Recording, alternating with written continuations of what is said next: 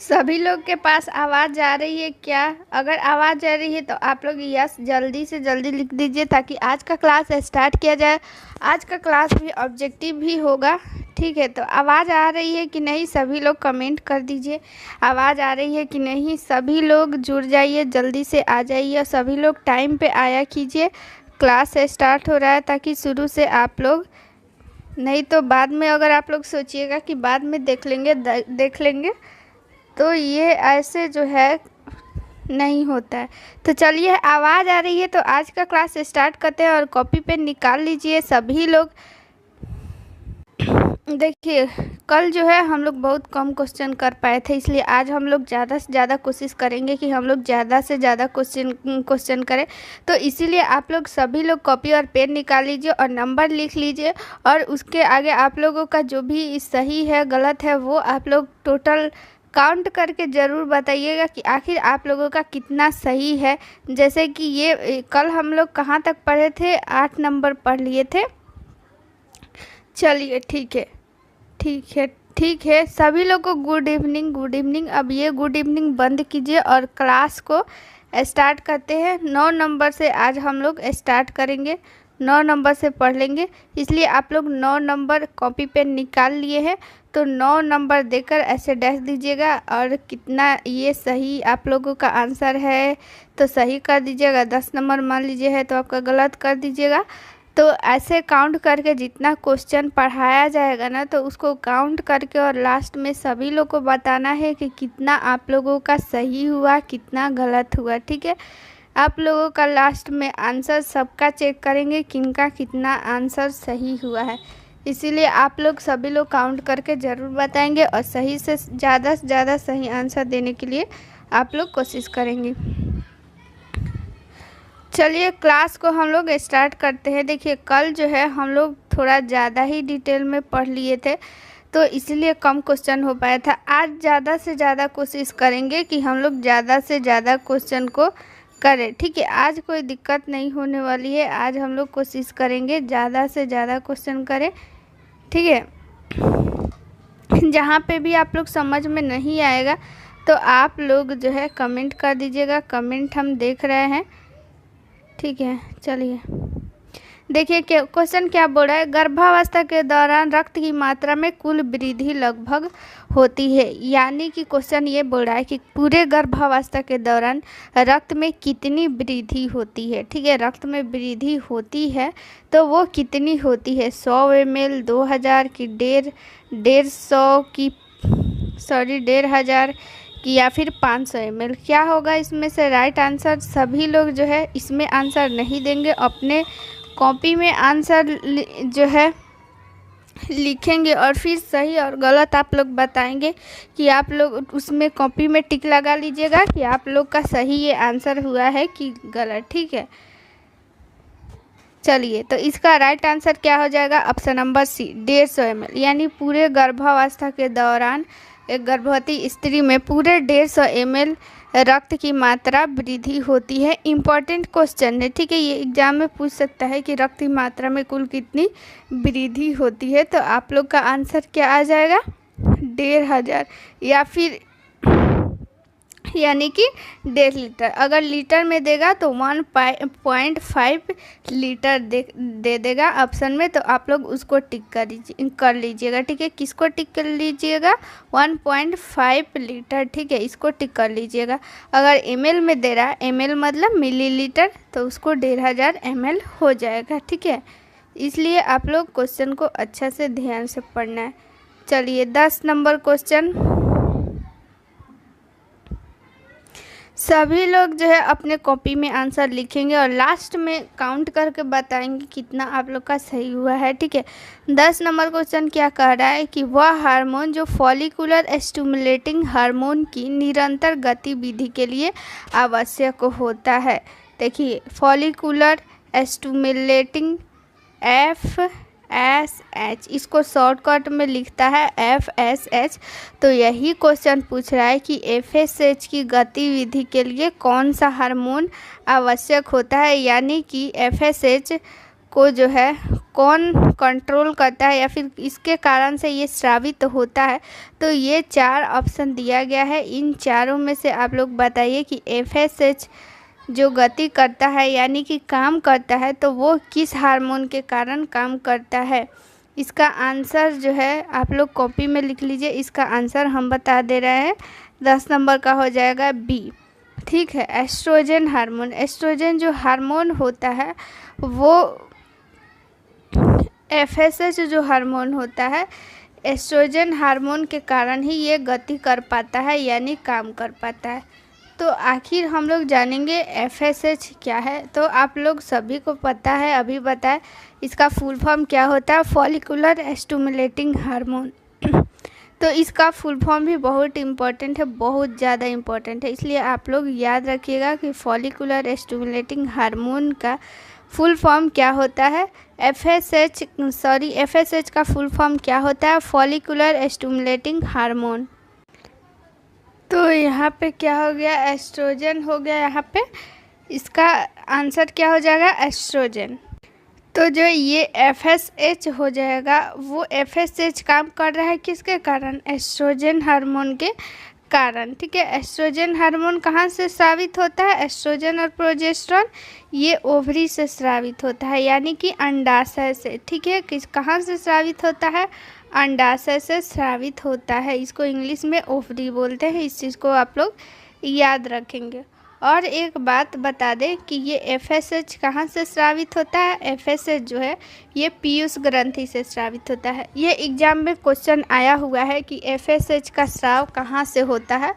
तो अगर आप लोग को नहीं पता है तो नोट कर सकती है कि FSH का स्राव पीयूष ग्रंथि से होता है। पीयूष ग्रंथि कहाँ होता है, मस्तिष्क में होता है। ठीक है, और इम्पॉर्टेंट क्वेश्चन एक जो हमेशा पूछता है एग्जाम में, किसी ना किसी एग्जाम में, हर एग्जाम में पूछता है कि पीयूष ग्रंथि यानी इसको जो है हम लोग मास्टर ग्लैंड भी बोलते हैं।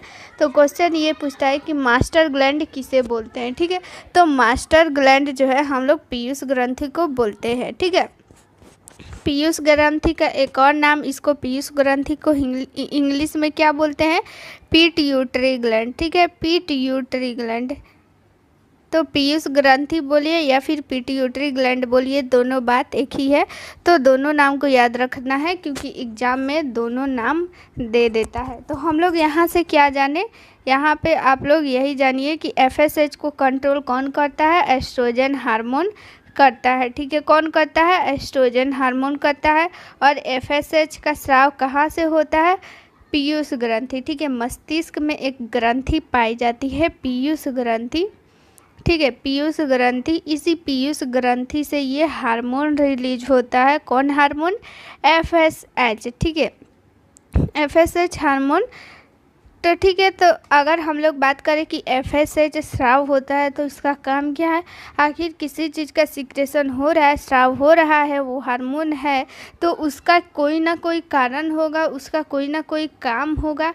तो इसका काम ये है ना, देखिए ये FSH जो है ये ज़रूरी नहीं है कि केवल फीमेल में होता है, ये जो है मेल और फीमेल दोनों में पाया जाता है। ठीक है, क्योंकि ये गोनेडियल है, गोनेडियल हार्मोन। गोनेडियल हार्मोन मतलब क्या, जनन अंगों से संबंधित जो भी होता है ना उसको गोनेडियल बोलते हैं। ठीक है, तो ये गोनाड से संबंधित है यानी जनन से संबंधित है। तो जनन का काम तो दोनों में आता है, इसलिए ये मेल और फीमेल में दोनों में पाया जाता है FSH। लेकिन मेल में इसका अलग काम होता है, फीमेल में अलग काम होता है। ठीक है, किसका है, FSH का। किसका, FSH का। तो FSH का अगर हम लोग मेल में बात करें तो इसका काम क्या होता है, तो मेल में ये स्पर्म बनाने में हमारी हेल्प करता है। कौन, FSH।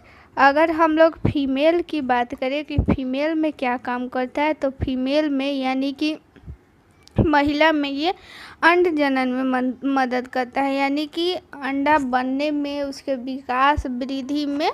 ठीक है, अंडा का वृद्धि और विकास में मदद करता है। कौन मदद करता है, FSH। ठीक है, तो चलिए एक बार और ओवरऑल बता देते हैं FSH के बारे में पूरा अच्छा से आप लोग ध्यान से सुनिए।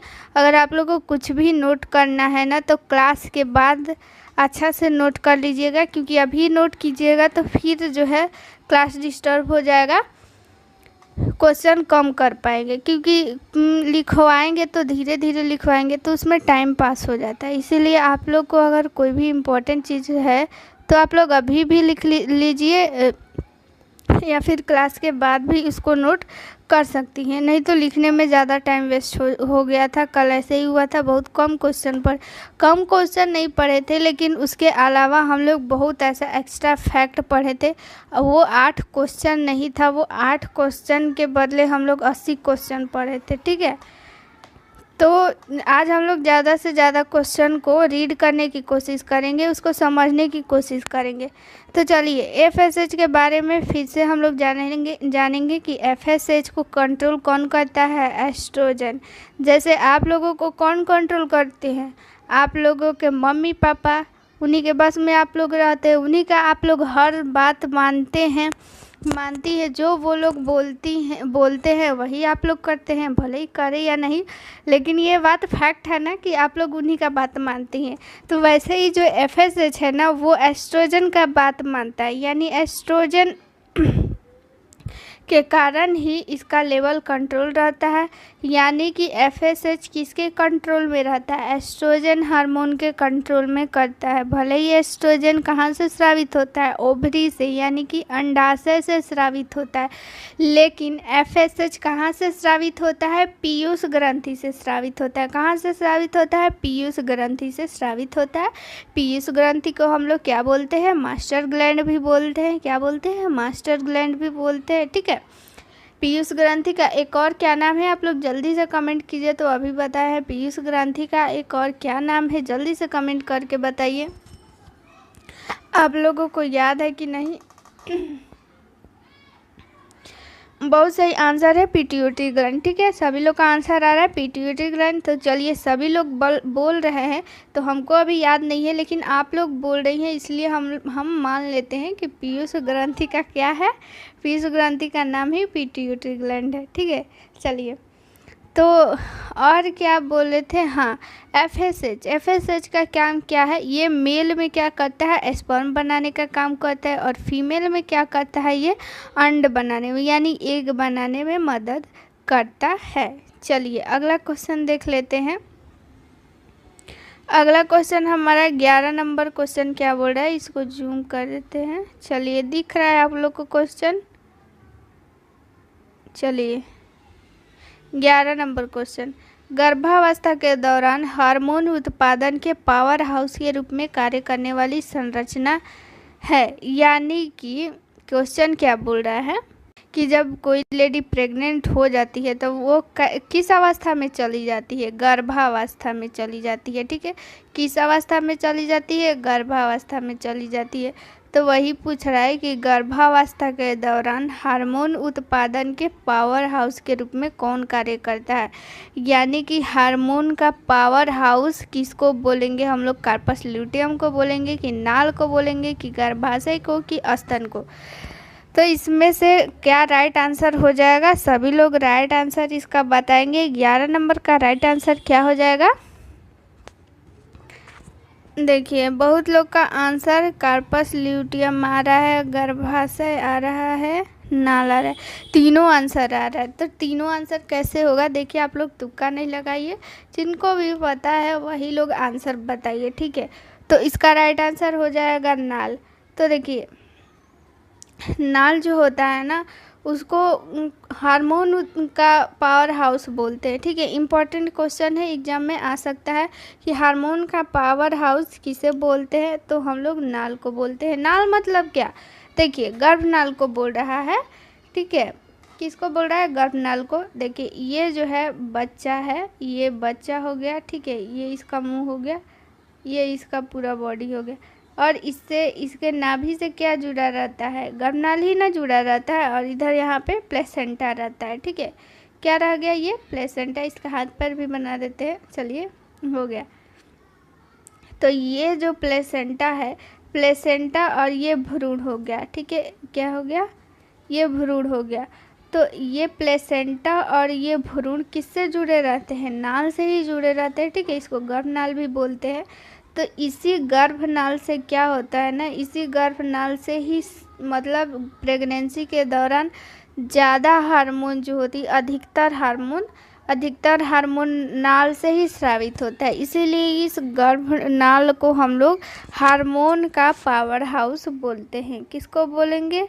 हार्मोन का पावर हाउस बोलेंगे नाल को। ठीक है, ये क्वेश्चन आप लोग को समझ में आ गया। देखिए, सारा जो है ऑप्शन को डिफाइन करेंगे ना तो बहुत टाइम लग जाएगा। जैसे अब आगे कार्पस ल्यूटियम आएगा तो उसके बारे में हम बता देंगे, लेकिन जो भी इसमें ऑप्शन में अगर जो है इम्पोर्टेंट क्वेश्चन है तो उसके बारे में बता देंगे। कल ऐसे ही हुआ था, सारा जो है ऑप्शन डिफाइन कर रहे थे जिसके कारण बहुत कम क्वेश्चन हो पाया था। आज भी बता देंगे ऑप्शन के बारे में जो भी इम्पोर्टेंट रहेगा। हालांकि जो क्वेश्चन यहाँ पे है उसको आप लोग को एकदम डिटेल में बताया जाएगा, उससे रिलेटेड कोई भी आप लोगों को कन्फ्यूजन नहीं रहेगा। लेकिन अगर एक एक करके सारा ऑप्शन अगर डिटेल में बताएंगे ना तो वो कल का हाल हो जाएगा। कल हम लोग केवल 8 ही क्वेश्चन कर पाए थे, तो इसीलिए हम लोग आज का जो क्वेश्चन पढ़ेंगे बहुत डिटेल में पढ़ेंगे और जो भी क्वेश्चन में इम्पोर्टेंट रहेगा उसको बता देंगे। तो देखिए, यहाँ पे हम लोग नाल तो पढ़ ही लिए हैं, कार्पस ल्यूटियम आगे आने वाला है। स्तन को तो आप लोग जानती ही हैं, गर्भाशय का बारे में भी जानती हैं, गर्भाशय के बारे में भी आएगा। तो आगे हम लोग क्वेश्चन में अभी आएगा डिटेल में, तो वहाँ पर हम लोग जान लेंगे। तो फिलहाल हम लोग अभी क्या जाने कि हार्मोन का पावर हाउस किसे बोला जाता है? नाल को। आप लोग ज़रूर से ज़रूर याद रखिएगा कि नाल को हार्मोन का पावर हाउस बोलते हैं। ये क्वेश्चन आप लोग को समझ में आया कि नहीं? जल्दी से कमेंट कीजिए तो, ताकि अगला क्वेश्चन हम लोग 12 नंबर क्वेश्चन पढ़ेंगे। सभी लोग अपना अपना आंसर दीजिए कि आप लोगों को समझ में आ रहा है कि नहीं। चलिए, समझ में आ गया तो चलिए 12 नंबर क्वेश्चन पढ़ते हैं। 12 नंबर क्वेश्चन क्या कहता है कि एचसीजी का प्रमुख जैविक कार्य क्या है? ये जैविक वैविक आप लोग इसको इग्नोर कीजिए और सिर्फ ये आप लोग बताइए कि इस चारों ऑप्शन में से एचसीजी का कार्य क्या है, यानी एचसीजी के बारे में क्या सही है। तो देखिए, ये क्वेश्चन बोल रहा है कि गर्भावस्था के 6ठे सप्ताह तक कार्पस ल्यूटियम का रखरखाव करना, कि मातृ थायराइड ग्रंथि को उत्तेजित करना, स्तन के आकार में वृद्धि, योनि की अतिवृद्धि। तो इसमें से इसका काम क्या है? एचसीजी का काम क्या है? तो इसका आप लोग आंसर बताइए तो जल्दी से सभी लोग आंसर बताएंगे। तो देखिए, आंसर जो है ज़्यादातर का ए आंसर आ रहा है, ज़्यादातर लोग का। तो सब लोग का आंसर बहुत ही अच्छा आ रहा है कि गर्भावस्था के 6ठे सप्ताह तक कार्पस ल्यूटियम का रख रखाव करना। तो देखिए, आखिर एचसीजी क्या है, कार्पस ल्यूटियम क्या है, इसके बारे में हम लोग जानेंगे। सबसे पहले तो आप लोगों को एचसीजी का फुल फॉर्म याद होना चाहिए। फुल फॉर्म भी एग्जाम में पूछता है, तो ठीक है। तो एचसीजी का फुल फॉर्म क्या हो जाएगा? Chorionic gonadotropin hormone. कोरियोनिक लिख लीजिए। अगर नहीं याद है आप लोगों को तो आप लोग कॉपी में लिख सकती हैं, गोनोडोट्रोपिन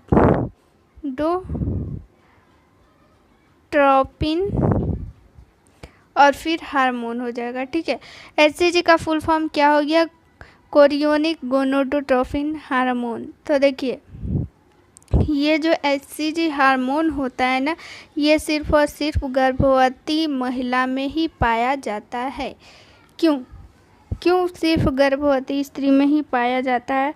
देखिए, एक बात और है कि कैसे पता चलता है कि कोई लेडी गर्भवती है, कैसे पता चलता है? आखिर उसमें कुछ ऐसा चीज़ होगा जो पाया जाता होगा, उसी को सिम्टम हम लोग मान लेते होंगे, उसी को देखकर हम लोग जानते होंगे कि ये जो है महिला गर्भवती है। तो वो हम लोग कैसे जानते हैं? एचसीजी के कारण ही जानते हैं। ठीक है, एचसीजी हार्मोन के कारण ही जानते हैं। जब ये आप लोग ऐसा प्रेगनेंसी किट देखी होंगी, इसमें जो है यूरिन डाला जाता है और 2 लाइन बन जाता है, तो हम लोग उसको क्या मानते हैं? पॉजिटिव मानते हैं। तो ये जो है किस कारण से बनता है? एचसीजी हार्मोन के कारण से ही बनता है, ठीक है। एचसीजी जो होता है, अगर कोई लेडी प्रेग्नेंट होती है तो उस जो प्रेग्नेंट होती है उसके बाद से उसमें क्या नाल बनना स्टार्ट हो जाता है, यानी गर्भनाल बनना स्टार्ट हो जाता है। और जाने थे हम लोग अभी पिछले क्वेश्चन में कि गर्भनाल को हम लोग क्या बोलते हैं? हार्मोन का पावर हाउस, ठीक है। क्या बोलते हैं? हार्मोन का पावर हाउस बोलते हैं। तो नाल से ही एचसीजी हार्मोन का स्रावित होने लगता है। तो नाल से कब एचसीजी हार्मोन स्रावित होगा? जब कोई लेडी गर्भवती रहेगी तभी ना उसके में नाल बनेगा, और नाल बनेगा तो एचसीजी हार्मोन स्रावित होगा उससे, ठीक है। तो यही एचसीजी हार्मोन से हम लोग जानते हैं कि वो लेडी गर्भवती है। एचसीजी हार्मोन जो होता है उसे यूरिन में भी पाया जाता है और ब्लड में भी पाया जाता है उस गर्भवती माँ का, ठीक है। क्योंकि वो नाल में बनना स्टार्ट हो जाता है और उस नाल से क्या एचसीजी हार्मोन स्रावित होने लगता है, जो कि उसके यूरिन में और ब्लड में दोनों में उसकी मात्रा बढ़ जाती है एचसीजी का। तो इसलिए हम लोग जानते हैं कि वो लेडी गर्भवती है एचसीजी के कारण। तो ये जो एचसीजी होता है वो क्या काम करता है? कार्पस ल्यूटियम का रख रखाव करता है। तो आखिर ये कार्पस ल्यूटियम क्या है ये भी तो जानना पड़ेगा, तब हम लोग ना समझेंगे कि आखिर कार्पस ल्यूटियम, नहीं तो ऐसे रटते रह जाएंगे कि एचसीजी का काम है कार्पस ल्यूटियम का रख रखाव छठे सप्ताह तक, तो ऐसे रट रट के हम लोग भूल जाएंगे। तो देखिए आप लोग इस फिगर में आप लोग देखिए ध्यान से। चलिए ये रहा, देखिए ये रहा अंडाशय रहा ये आपका, और ये रहा फैलोपियन ट्यूब। ऐसे ये है क्या? ये ही है गर्भाशय यानी यूट्रस, ठीक है। तो देखिए इस रास्ते से स्पर्म जाएगा, इस रास्ते से ऐसे होते हुए स्पर्म जाएगा, और इधर से ये रहा ओवरी। ओवरी से क्या होता है? ओवरी से अंड रिलीज होता है यानी एग रिलीज होता है। तो वही जब एग यहाँ से रिलीज होगा ना, यानी अंड रिलीज होगा, यानी कि बाहर आएगा, यानी कि ओवुलेशन होगा, यानी अंड जनन होगा, ठीक है। तो अंड जनन के बाद होता क्या है कि अंड जनन कैसे होगा? ये जो है ओवरी यानी कि अंडाशय, इसी से निकलता है ना अंड। तो ये जो अंड जब निकलेगा यही जो है कार्पस ल्यूटियम में रहता है अंड, ठीक है। उसी से अंड निकलता है। ये कार्पस ल्यूटियम किस में रहता है? अंडाशय में रहता है, और इसी अंडाशय में क्या रहता है? अंड रहता है। और वो जो अंड जब बाहर जब अंड वो टूटकर बाहर निकलता है ना, जब इस अंडाशय से वो बाहर निकलता है, अंड बाहर निकलता है, तो कार्पस ल्यूटियम बच जाता है सिर्फ और सिर्फ, और अंड क्या होता है? बाहर निकल जाता है। देखिए एक बार और समझिए इसको जूम कर देते हैं। अभी फ़िलहाल इस फिगर को हम लोग को ज़रूरत है तो इसी को जूम कर देते हैं। चलिए देखिए ये रहा ओवरी। ओवरी से क्या होगा? एग रिलीज होगा। तो ये जो है एग है इसके अंदर, ठीक है।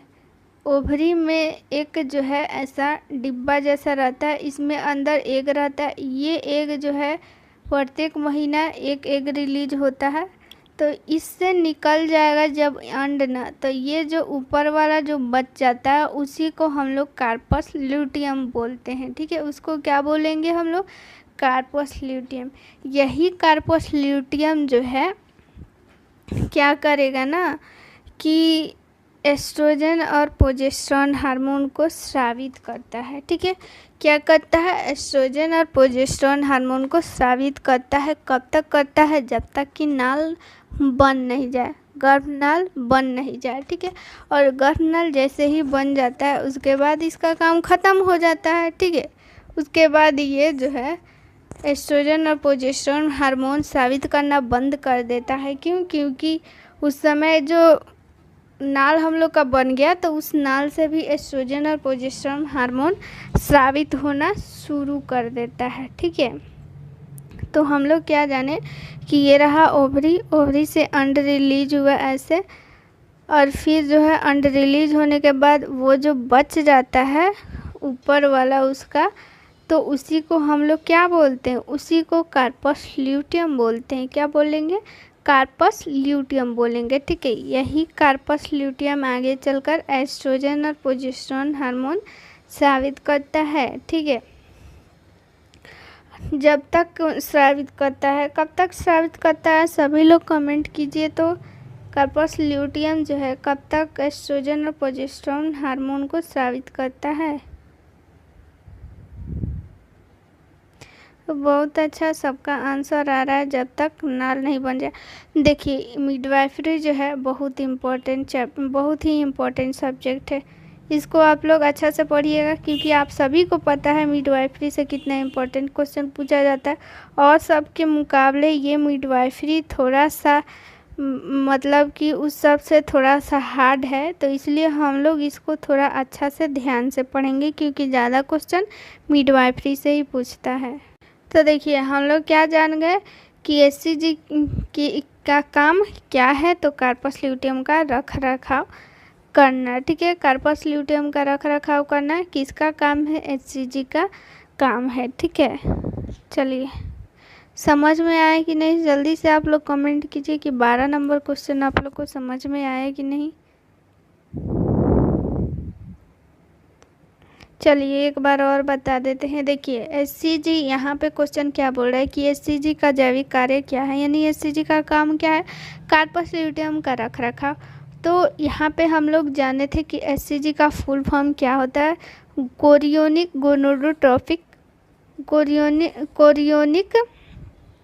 गोनोडोट्रोपिक हार्मोन।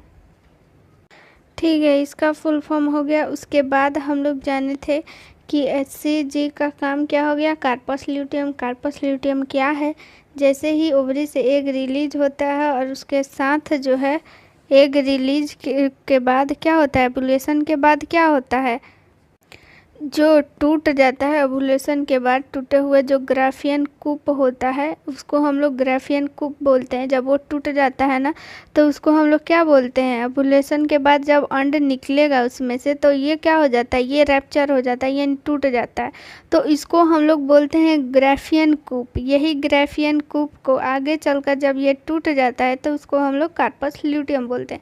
जब तक कि उसमें अंड है उसको हम लोग क्या बोलते हैं, ग्राफियन कूप। ठीक है, इस ग्राफियन कूप में क्या रहता है, अंड रहता है। यही अंड जब टूट जाता है तो उस ग्राफियन को हम लोग कार्पस ल्यूटियम बोलते हैं। और ये कार्पस ल्यूटियम क्या करता है, कार्पस ल्यूटियम एस्ट्रोजन और प्रोजेस्टेरोन हार्मोन को स्रावित करता है। आप सभी को पता है कि एस्ट्रोजन और प्रोजेस्टेरोन हार्मोन बहुत इम्पॉर्टेंट है। प्रोजेस्टेरोन मतलब प्रेगनेंसी के टाइम तो बहुत ही इम्पॉर्टेंट है, इसका बहुत इम्पॉर्टेंट रोल है। ठीक है, आगे हम बताएंगे। तो फिर से बता दिए, 2-3 बार इस क्वेश्चन को बता दिए, तो अभी भी आप लोग को समझ में आया कि नहीं। चलिए समझ में आ गया। अब अगला क्वेश्चन देख लेते हैं। देखिए उसी के बारे में आ गया, क्वेश्चन आ गया।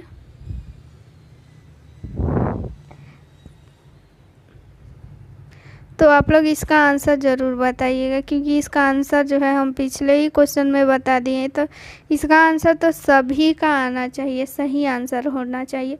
अगर जिनका भी नहीं आएगा ना तो आज पिटाई खाएंगे, मार खाएंगे, जिनका भी आंसर गलत आएगा। चलिए क्वेश्चन क्या बोल रहा है कि ह्यूमन कोरियोनिक गोनोडोट्रोपिन का काम क्या है, यानी एचसीजी का काम क्या है। ठीक है, तो चलिए ऑप्शन पढ़ लेते हैं। गर्भावस्था के 6ठे सप्ताह तक कार्पस ल्यूटियम का रख रखाव करना, यह टेस्टोस्टेरोन का उत्पादन करने के लिए पुरुष भ्रूण की लैंडिंग कोशिकाओं को उत्तेजित करता है। दूध का उत्सर्जन करना कि ए एवं बी। क्या होगा इसका आंसर, सभी लोग बताइए।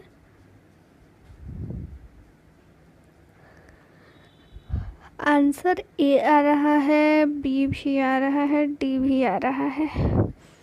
तो तीनों को सही मान लिया जाए क्या, कोई एक ही ना होगा, ए या बी या फिर सी या फिर डी। तो देखिए इसका राइट आंसर क्या हो जाएगा, ऑप्शन नंबर डी होगा।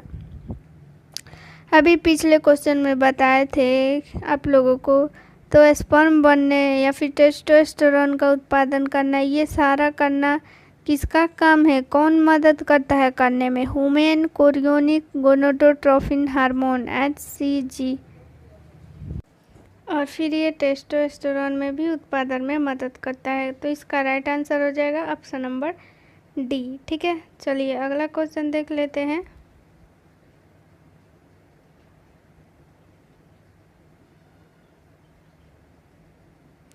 देखिए 14 नंबर क्वेश्चन क्या कहता है कि रक्त में HCG का मान अधिकतम किसके बीच पहुंचता है। ठीक है, गर्भावस्था के 10 से 30 दिन की, 60 से 70, 4 से 6 की 4 से 5 दिन, यानी गर्भावस्था के कितने से कितने बीच में वो सबसे ज़्यादा HCG पाया जाता है। ठीक है, तो HCG सबसे ज़्यादा कब पाया जाएगा, सभी लोग आंसर बताइए। तो चलिए सभी लोग का आंसर आना चाहिए, राइट आंसर आना चाहिए।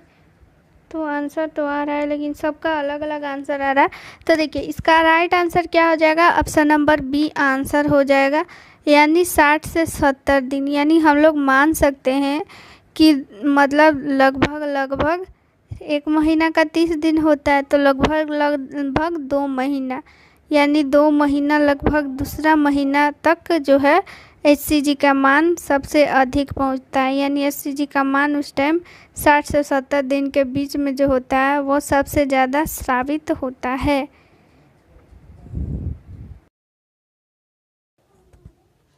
अगला क्वेश्चन देख लेते हैं जल्दी से।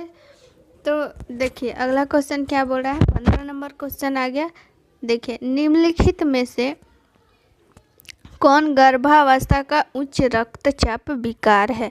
उच्च रक्तचाप मतलब ब्लड प्रेशर। ठीक है, यहाँ पे रक्तचाप होगा, यहाँ पे टाइपिंग मिस्टेक है, तो इस चीज़ को आप लोग याद रखिएगा कि ये क्वेश्चन ये बोल रहा है कि इस चारों विकार में से किस विकार में ब्लड प्रेशर जो होता है वो हाई हो जाता है। ठीक है, तो हमारा ऑप्शन नंबर फर्स्ट है एक्लेम्सिया, प्लेसेंटा प्रीविया, हाइपरमेसेसी ग्रेविडरम की अस्थानिक गर्भावस्था।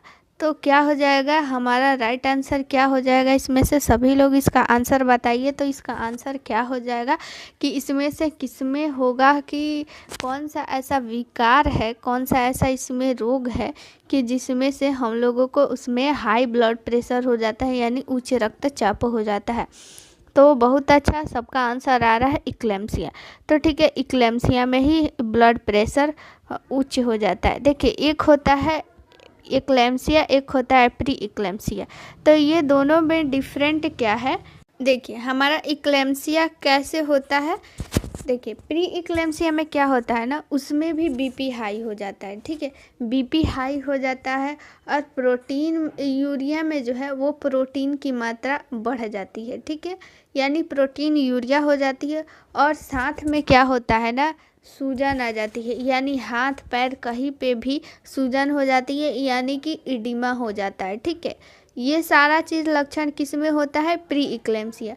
और इक्लेम्सिया में अंतर यही है कि ये सारा जो लक्षण है वो तो रहेगा ही, जैसे कि बीपी हाई हो जाना और फिर प्रोटीन यूरिया का बढ़ जाना और फिर इडिमा हो जाना, ये सारा कुछ रहेगा। लेकिन अगर उसमें जो है दौरा आने लगे, यानी कन्वल्सन उसको स्टार्ट हो जाए, क्या हो जाए, दौरा आने लगे, दौरा। ठीक है, ये सारा जो है अभी हम लक्षण जो बताए, उस लक्षण के बावजूद उसको दौरा भी आने लगे तो उसको हम लोग मानेंगे कि वो एक्लेम्सिया है। ठीक है, उसको क्या है, एक्लेम्सिया है। और ये सारा कुछ है जैसे प्लेसेंटा प्रीविया है, इस सब में कोई भी में भी ब्लड प्रेशर नहीं बनता है, बढ़ता है, बल्कि ये अलग चीज़ है। ठीक है, आगे ये सारा कुछ बता देंगे, लेकिन फ़िलहाल ये एक्लेम्सिया बहुत इम्पोर्टेंट है, इसको आप लोग याद रखिएगा कि प्री एक्लेम्सिया और एक्लेम्सिया में यही अंतर होता है कि एक्लेम्सिया में क्या आने लगता है उस पेशेंट को, यानी प्रेग्नेंट लेडी में ये होता है। तो वो जो प्रेग्नेंट लेडी होती है ना, तो उसको क्या होने लगता है, दौरा आने लगती है। ठीक है, दौरा में वो बेहोशी में भी बेहोश भी हो जाती है। ठीक है, कोमा में भी जा सकती है, इसके लिए अलग उपचार है। तो चलिए अगला क्वेश्चन हम लोग देख लेते हैं। ये क्वेश्चन आप लोग को समझ में आए कि नहीं, जल्दी से कमेंट कीजिए। चलिए कुछ लोग प्लेसेंटा प्रीविया पूछ रहे हैं। तो देखिए प्लेसेंटा प्रीविया में ये होता है ना कि प्लेसेंटा जो होता है अपने स्थान पे नहीं होता है, बल्कि वो जो होता है यूट्रस के पास आ जाता है, यानी यूट्रस का जो उसका मुख होता है उसको ढक लेता है, ठीक है। उसी को हम लोग प्लेसेंटा प्रीविया बोलेंगे।